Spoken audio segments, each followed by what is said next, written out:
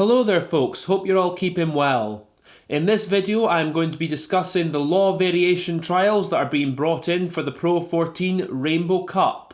The Pro 14 Rainbow Cup of course consisting of clubs from the Pro 14 and 4 clubs from South Africa, although it is up in the air as to whether the South African clubs will take part in the competition or not in the current climate. So the law variations consist around changing the laws for the red card, the goal line dropout, and introducing a captain's challenge. Here are my thoughts on it. The red card law potential change I think is personally ridiculous, because if a player commits such a serious offence to warrant a red card, then that player, or players if it's multiple players, should be sent off for the remainder of the game, with the team being reduced by a player or players for the remainder of the game. The 20-minute period law trial here says that if a player is sent off, then that player will be off for the rest of the game, but the team will be reduced by a man for only 20 minutes, and after that 20 minutes, a player who is a substitute can come on and return their team to a full complement of players.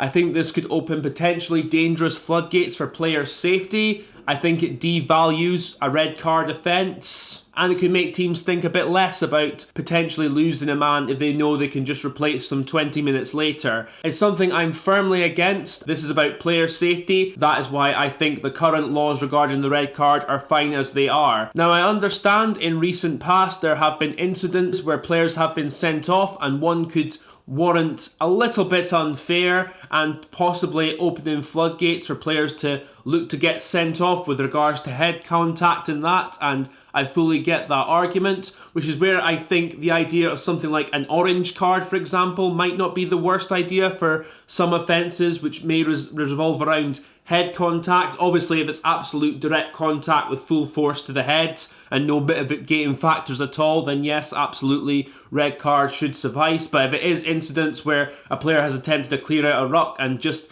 accidentally caught a player on the head as he was going for the opponent, then potentially, yeah, an orange card wouldn't be the worst idea for that. Although that again can open its own floodgates, but I think to reduce the red card to just a 20-minute period isn't a good idea, and also it could devalue things like, for example, headbutting, biting, eye gouging, spear tackling, all that, and that's not going to be good for the game either. So this is something I'm firmly against. The red card law needs to remain as it is as far as I'm concerned, but I am open to debate and the idea of a possible orange card being introduced and trialled. Although I think it was trialled in the Southern Hemisphere a few years ago. I'm not entirely sure how that worked, but if you know more about that, then feel free to leave your comments in the box below there. But that's my thoughts on that. The goal line dropout law trial to me just screams rugby league with this idea,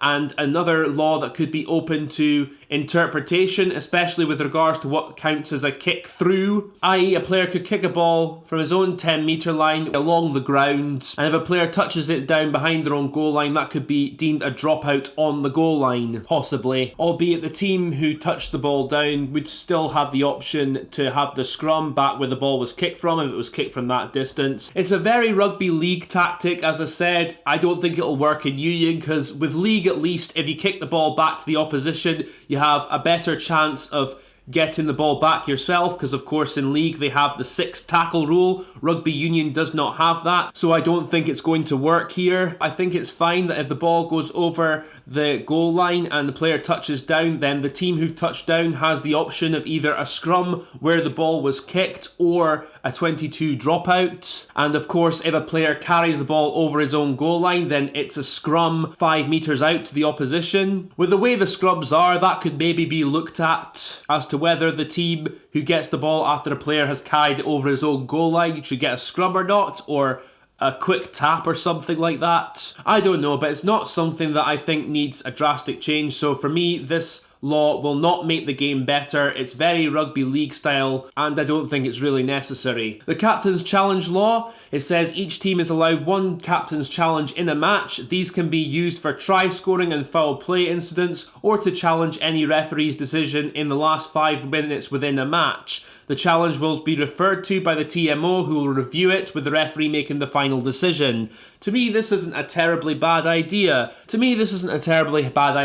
Referees are humans. afterwards they get things wrong, and if a captain challenges them on a decision and it gets checked again by the TMO and it's proved to be the wrong decision, then go back to the spot where the wrong decision was made, and you can either restart with a quick tap or a scrum, or a penalty if there was a penalty offence that occurred. But it also could open up the floodgates for us seeing a lot more turgid stoppages in play. So I think it has to be clear that captains can only challenge referees, and they only have one challenge per match, which I think is right. Shouldn't be any more than that. The challenge should only be allowed to be made when there is a stoppage in play. The challenge should not occur as play is going on, as that is distracting for both teams and for referees, and I don't think that would be good at all. Players shouldn't be shouting at referees as play is going on either.